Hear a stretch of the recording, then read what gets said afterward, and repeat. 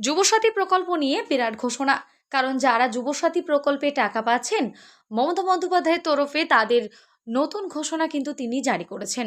তিনি নতুন ঘোষণায় বলেছেন যারা যুবসাথী প্রকল্পের আওতায় আছেন তাদের জন্য কিন্তু তিনি আবার ক্ষমতায়ন হলে তাদের জন্য একটা কর্মসংস্থানের ব্যবস্থা তিনি করে দেবেন।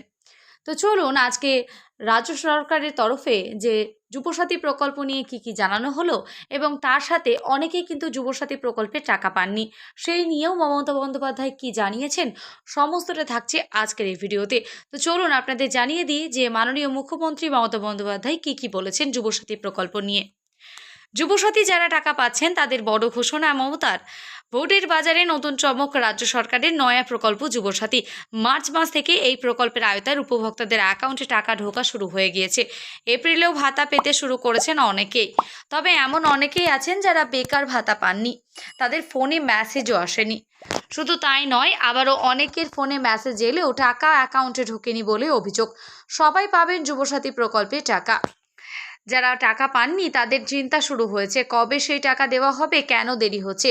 এই পরিস্থিতিতে আবেদনকারীর জন্য বার্তা দিলেন মমতা। মঙ্গলবার উত্তর 24 পরগনায় বনগাঁয় ভোট প্রচারে গিয়ে মুখ্যমন্ত্রী প্রতিশ্রুতি যে আবেদনকারী এখনও যুবসাথীর টাকা পাননি প্রত্যেকেই টাকা পাবেন। মমতা বলেন যুবসাথী টাকা যারা টাকা পাচ্ছেন তারাও টাকা পাবেন এখনও, এবং যারা এখনও পর্যন্ত পাননি তারাও কিন্তু টাকা পাবেন।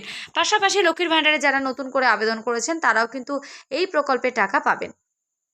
তিনি জানিয়েছেন, মমতা বন্দ্যোপাধ্যায় বলেন যে বেকার যুবক যুবতীরা যুবসাথীর নথিভুক্ত হয়েছে ভবিষ্যতে তাদের কর্মসংস্থানের সাহায্য করা হবে।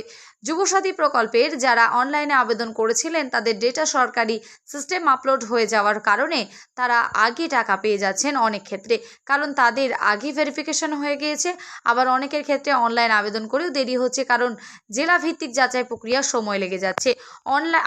অনলাইন বা অফলাইন আবেদনের ক্ষেত্রেও নথি সিস্টেম আপলোডের যে যাচাই করতে বেশ খানিকটা বেশি সময় লাগছে, সেই কারণেই টাকা ঢুকতেও দেরি হচ্ছে। প্রশাসনিক সূত্রে জানা যাচ্ছে ভাতার টাকা ধাপে ধাপে পাঠানো হচ্ছে, সবার টাকা একসঙ্গে দেওয়া সম্ভব নয়, সেই কারণে অনেকের ক্ষেত্রে বিলম্ব হচ্ছে।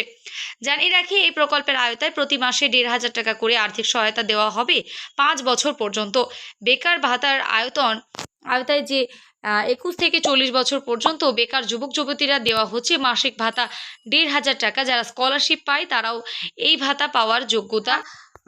বুঝতে পেরেছেন যে এই প্রকল্পের যে মুখ্য উদ্দেশ্য যুবসাথী প্রকল্পের, সেটা কিন্তু মাননীয় মুখ্যমন্ত্রী তিনি জানিয়ে দিয়েছেন যে যুবসাথী প্রকল্পের জেলা ভিত্তিক, কারণ অনেকেই অফলাইনে জমা করেছেন। অফলাইনে জমা করার কারণ হচ্ছে এটাই যে দুয়ারে সরকারের জমা করেছেন, সেই ক্ষেত্রে কিন্তু অনেকের হয়তো ভেরিফিকেশন জেলা ভিত্তিক হওয়ার কারণে দেরি হচ্ছে টাকা আসতে। আবার অনেকে হয়তো অনলাইনের মাধ্যমে করেছেন, তো সেই কারণে তাদের টাকা কিন্তু আগে এসে যাচ্ছে।